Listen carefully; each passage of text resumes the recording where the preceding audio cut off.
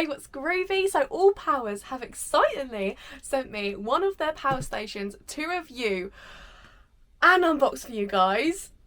The size of this. Not only have they sent me the power station, they've also sent me one of their solar panels.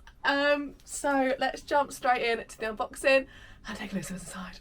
This box is absolutely huge and I'm hoping that it's mostly packaging because I'm gonna have nowhere to store that if it's as big as it looks. But let's open it up, let's have a look. Oh,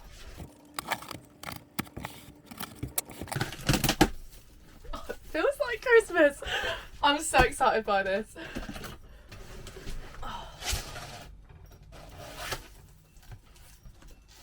Okay, I may have to take this off the side because I'm struggling. It is heavy. So we have got a bag. Ooh. Oh, nice one. I like that. A bag for your lead. That is the power lead.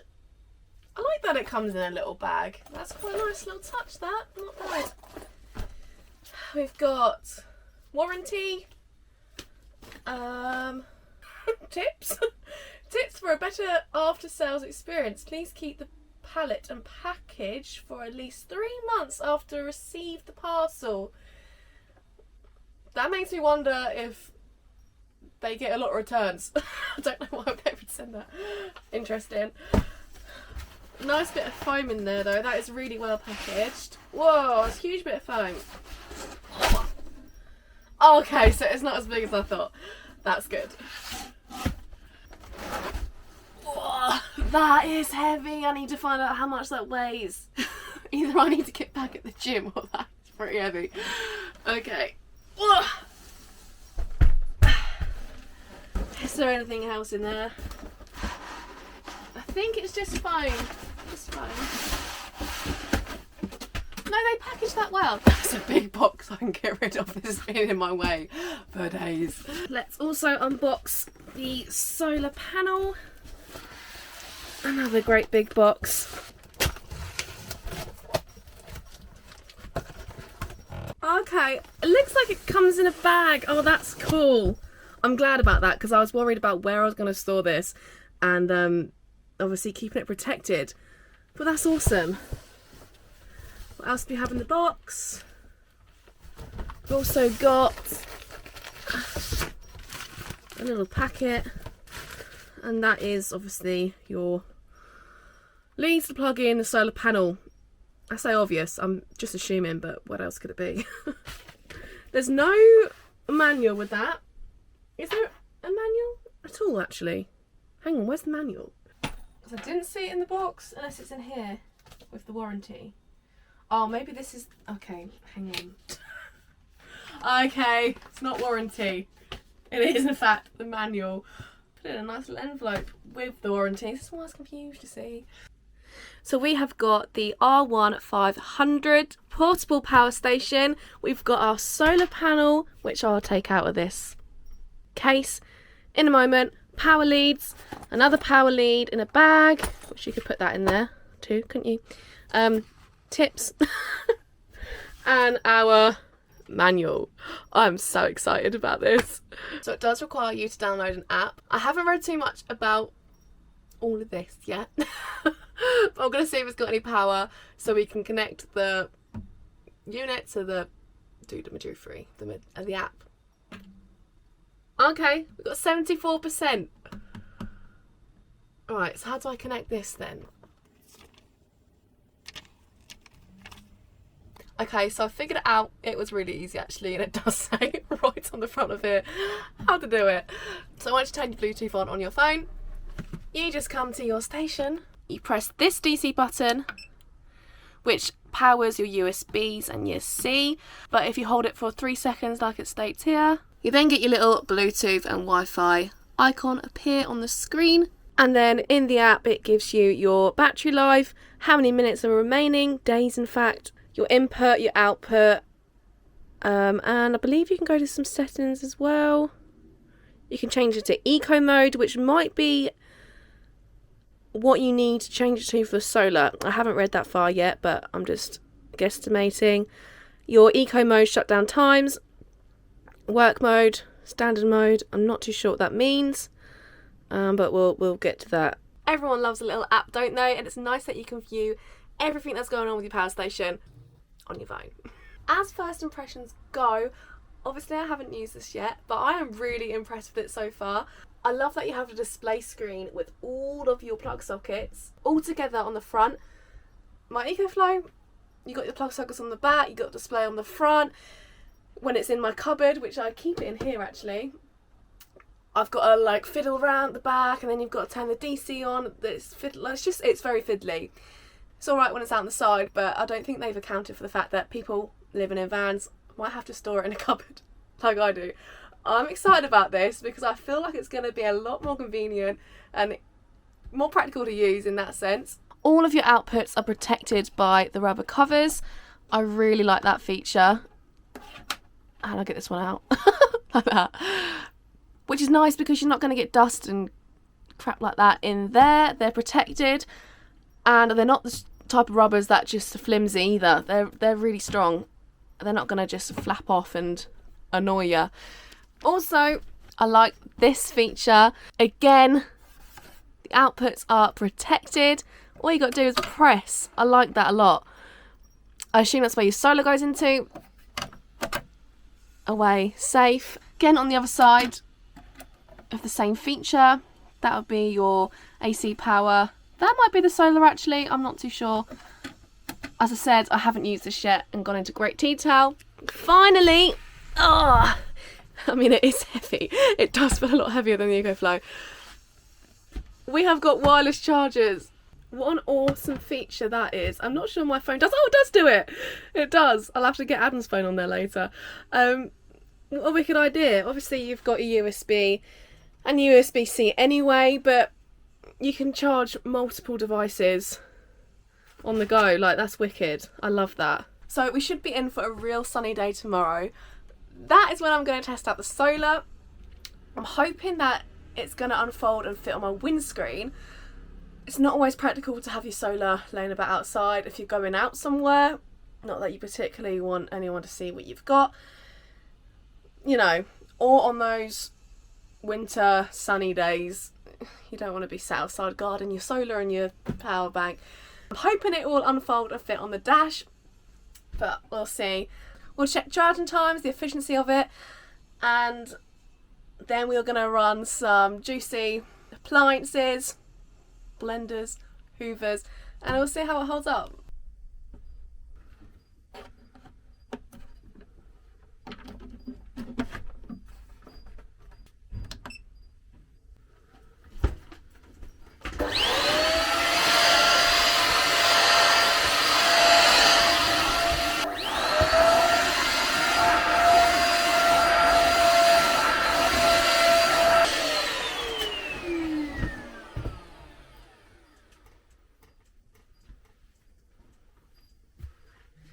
It's been a couple of days and we didn't get that sunshine like we were promised, but today it looks like it's coming out a bit, so I'm going to test the SOLA for you in a little while. But because we've had no sun, it also means that my leisure battery in the van is pretty flat. Managed to draw in a little bit of power this morning, but I want to run my whole van, fridge which is 240, I'm going to stick the TV on, Alexa and the laptop, have it running at its full capacity, and see how this handles. I also want to see how quiet it is. As you guys know, I do have an EcoFlow. I've been using that for the last 10 months, so I know that pretty well. I sort of know how it handles in this situation, so it'd be nice to compare it to this. We already know that it runs appliances, it's done my Hoover just fine. So yeah, let's give that a go, and then we'll try and charge up the sucker with the SOLA that they provided. Oh, this thing is heavy though. So this is my electric cupboard. As you can see, the ALLPOWERS power station is quite large. I think I find it a bit of a squeeze to get it in here. There's a potential space there. I've obviously got my EcoFlow, I've got my amp for busking, I've got usually my laptop and some other bits go in this gap, right? It's going to be difficult to get this in there as well. So just bear that in mind if you are thinking of purchasing the R1500 ALLPOWERS power station. It is large and it weighs just under 17 kilos. That's heavy. Unfortunately, I'm not going to be able to get it into the cupboard right this minute, so we'll just leave it out and plug stuff in.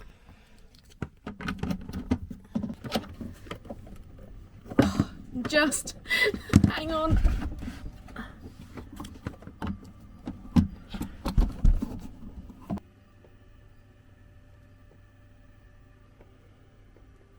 And it's turned off. That might have been a power overload.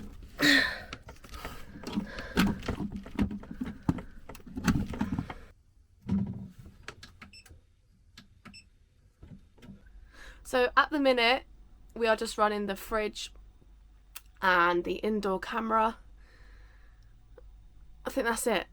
Just got one side of the room plugged in. It hasn't switched off, so let me see if it can handle the other side. Bear in mind I haven't got anything plugged in right now other than the 12 volt TV.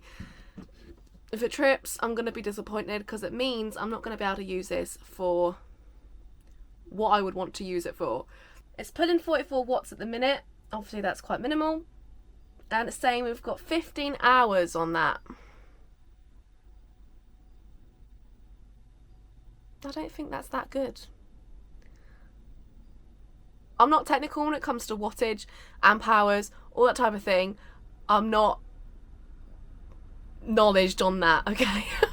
All I know is what I have been doing for the last year, what's worked, and it gives you, living in a van gives you an idea of how much power appliances pull and how much that affects your battery life. Okay. I don't think 15 hours is that good compared to my EcoFlow. I feel like that would last a lot longer. Anyway, back to what we were trying to do and plug in the whole house into this station. It does seem to keep trying to run everything, but then cuts out. It's supposed to have a 3000 watt surge on here. So it should be enough to run everything, but for some reason it's not handling it very well, which is pretty disappointing, because it means I won't be able to use this in the way that I want to be able to use this, in the way that for me as a van lifer would be the most efficient way to use a power bank. So I have just remembered about the settings in the app. You can change to all these different modes: eco, standard, work. I'm thinking now maybe that's something to contribute to the fact that it couldn't handle everything that was going on in my van. Because it is a 1152 watt hour battery, it should be more than capable to handle it all. For some reason it wasn't getting up to that. So I didn't have to end up going into the app and changing the settings. I've just tried again a day later, and it is now running my entire van. As you can see, it's putting 109 watts at the moment. I have got everything on, TV included, laptop's charging, fridge is on, which is 240, and all my cameras. It's saying I've got 7 hours. I know that that isn't great, purely going off my EcoFlow and how long it runs my van for, but at the minute it hasn't turned itself off. I do though worry that it may be temperamental, purely by the fact I haven't changed anything. It's just another day. Is this going to be totally reliable all the time? I'm questioning that. You will have to excuse the socks and sandals. We're just having one of those days, okay? Because the solar panel is so huge, I struggled on my own to get it up and move it about. It was just janky and awkward, in all honesty. I know I'm not used to using one, so obviously I'll probably get used to it within time. It is a huge panel, which means I'm not going to be able to use it how I wanted to. I wanted to be able to put it in on the dash and get the sun that way, but it looks like you are going to have to unfold this outside, unless you've got a huge ginormous van, which a lot of people don't. It is a case of getting everything out, which means you can't use it in all situations. I think I will find it very hard to find park-ups where I'm going to be able to have this much space to actually unpack all this and leave it outside my van. The other thing, I'm not sure I'd want to leave it outside my van. One, people know what you've got to keep an eye on it. Secondly, Thirdly, people know that you're kind of parked up, also know you're living in your van off-grid. It's a bit bait, in my opinion. I don't think I would feel comfortable having all this outside. The only time I would really use it is probably on a campsite, but then it's kind of obsolete because you can charge it up off the hookup. For me personally, I don't think having the solar panel is practical. It is quite big, and I don't think I'm going to get the use out of it. Not my money's worth anyway. I did originally think that this solar was in a case. It's not, it just all unfolds, which is quite cool. And then you've got the strappy legs on the back that unvelcro, and then all the leads are zipped away. I did unzip it to find more bits and bobs. Not too sure what much of it does at this point, but there is a manual, and I'm sure it's all useful and handy. But what we want is these two leads. Guessing we just plug straight into there and then straight into the power station. So we are on 72% battery, currently getting in 96 watts of solar. It's not actually saying how many minutes it's going to take, so I guess we'll just have to keep an eye on that ourselves. But we want to get up to 100 and see how it fares. Oh, 101, oh, 103, 105. That's more like it.